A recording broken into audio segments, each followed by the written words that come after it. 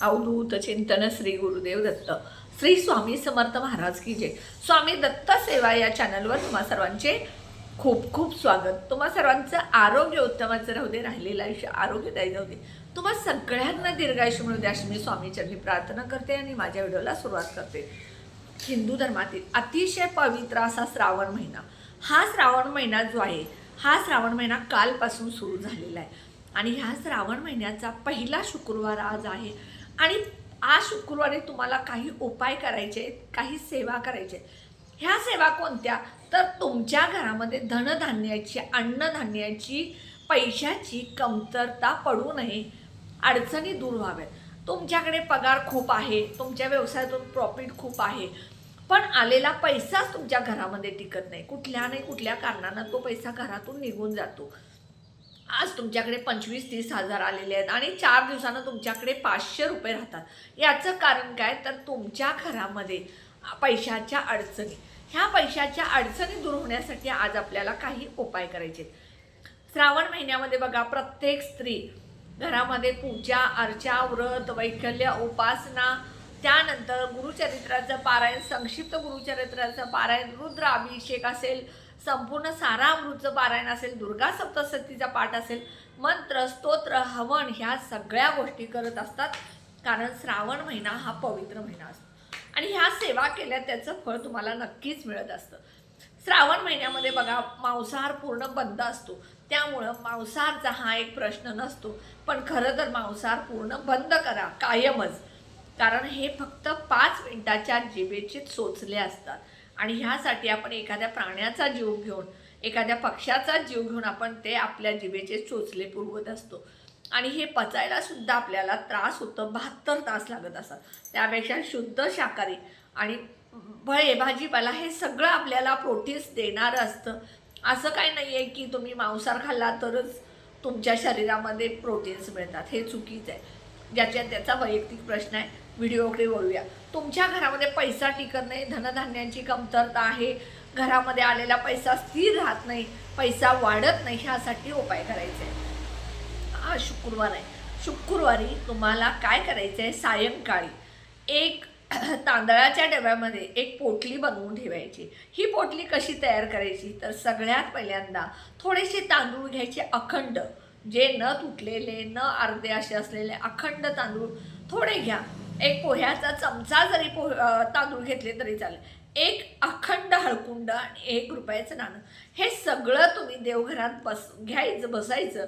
उजव्या हातामध्ये हे साहित्य घ्यायचं किंवा एखाद्या स्टीलच्या डिशमध्ये घ्यायचं, ह्यावरती हळदी कुंकू फूल अर्पण करायचं आणि 1 वेळा श्री महालक्ष्मी अष्टकम, 1 वेळा श्री सूक्त आणि 1 वेळा कनकधारा स्तोत्र वाचायचं आणि त्यानंतर हे सगळं साहित्य एका लाल कापडमध्ये पुरचुंडी बांधायची, त्यामध्ये थोडंसं भीमसेन कापूर टाकायचं, त्यामुळे हळकुंड खराब होत नाही आणि ही पोटली माता लक्ष्मीच्या चरणाजवळ तुम्ही ठेवायची आणि उद्या सकाळी ती पोटली उचलायची। आंघोळ केल्यानंतर जेव्हा देवघरात पूजा करायला जातात तेव्हा ती पोटली उचलायची आणि तांदळाच्या डब्यामध्ये ठेवायची, कारण तुमच्या घरामध्ये अन्नधान्याची कधीच कमतरता कमी पडणार नाही। तांदळाच्या डब्यामध्ये ही पोटली ठेवत असतात त्यावेळेला तुमच्या घरामधले त्या डब्यातले तांदूळ संपूर्ण कधीच, घरातील मीठ, तेल, तांदूळ हे पीठ हे कधीच पूर्ण संपू द्यायचं नाही। मग तांदूळ तुमच्या घरामध्ये अर्धा किलो, पाव किलो राहिले की दुसरे तांदूळ आणलेले असतात, त्या तांदळामध्ये ही पोटली उचलून ठेवायची। ही पोटली तांदळाच्या डब्यामध्ये वर्षभर ठेवायची। पुढच्या श्रावण महिन्यामध्ये ही पोटली काढायची, हळकुंड वाहत्या पाण्यामध्ये, तांदूळ खायच्या धान्यामध्ये टाकला तर चालेल, 1 रुपयाचं नाणं जे आहे ते तुम्ही तुमच्या देवाचं साहित्य, कापूर असेल, अगरबत्ती असेल, जे काय फुलं वगैरे असेल त्यात तुम्ही 1 रुपया घालून ते साहित्य आणलं तर चालेल। पुढच्या वर्षी परत श्रावणामध्ये ही पोटली बनवून ठेवायची। त्यानंतर बघा, तुमच्या घरामध्ये लक्ष्मी प्राप्ती होत नाही, पैसा टिकत नाही, आलेला पैसा स्थिर राहत नाही, अलक्ष्मी घरामध्ये आहे, तर ही घरातली अलक्ष्मी जाऊन घरामध्ये लक्ष्मीचं आगमन होऊन घरात पैसा यावा यासाठी काय करायचं, संध्याकाळी मुख्य दरवाजाचा जो हुंबरा आहे तो स्वच्छ धुवायचा, पुसायचा, हळदीचं लिंपण करायचं, त्याला हळदी कुंकू लावायचं आणि त्या हुंबऱ्याच्या बाहेर दोन्हीकडं 2 शुद्ध गाईच्या तुपाचे दिवे, 1 वेलची आणि 1 लवंग टाकून लावायचं।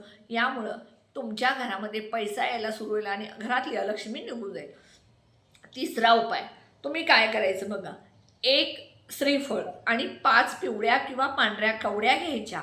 ह्या कवड्या आणि 1 श्रीफळ म्हणजे नारळ हा एखाद्या स्टीलच्या डिशमध्ये घ्यायचं, देवघरामध्ये बसायचं. ह्या कवड्या आणि नारळवरती हळदी कुंकू अखंड तांदूळ 1 फूल घालायचं आणि त्यानंतर 16 वेळा श्रीसूक्त, 1 वेळ महालक्ष्मी अष्टकम, 1 वेळ कनकधारा स्तोत्र आणि 1 वेळा तुम्हाला 1 माळ श्री स्वामी समर्थ महाराजांचा मंत्र आणि 1 मंत्र तुम्हाला सांगणार आहे. तो मंत्र म्हणायचा.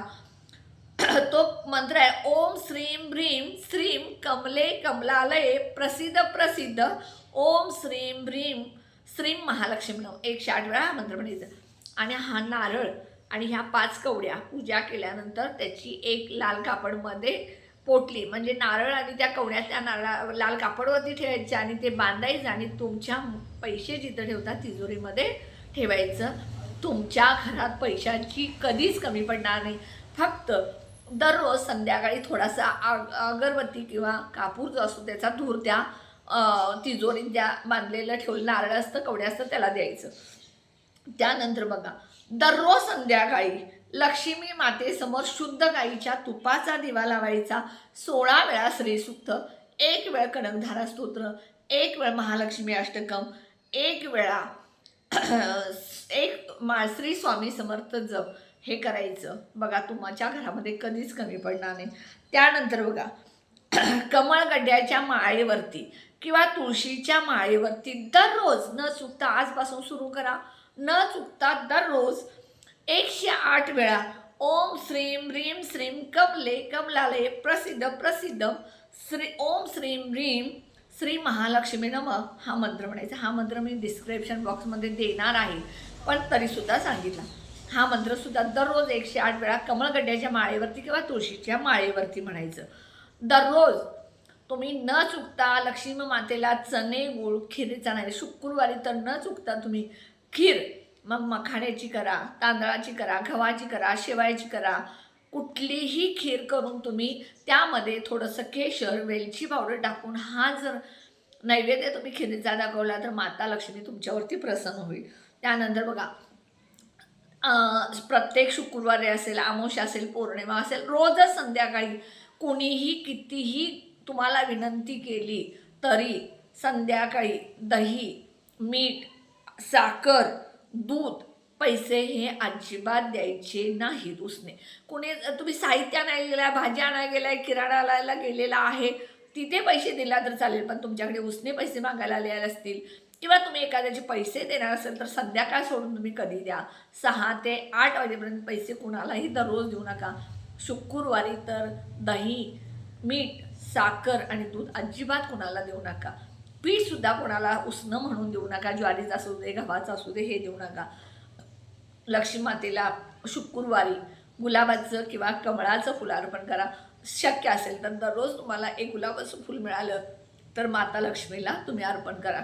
आणि अजून एक महत्त्वाचं, आजपासून 41 दिवस दररोज किंवा 108 वेळा दररोज 1 लवंग हातामध्ये घ्यायची, महालक्ष्मी अष्टकम 11 वेळा म्हणायचं आणि ही लवंग तुम्ही माता लक्ष्मीच्या चरणाजवळ घालायची. असं दररोज 108 वेळा करा. आणि ह्या 108ल्या लवंगा साठलेल्या आहेत. ह्या लवंगा कोल्हापूरला ज्यावेळेला तुम्ही अंबाबाईच्या मंदिरात जाता करवी निवासिनीच्या, तिथं तुम्ही ह्या लवंगा चरणाजवळ अर्पण करू शकता.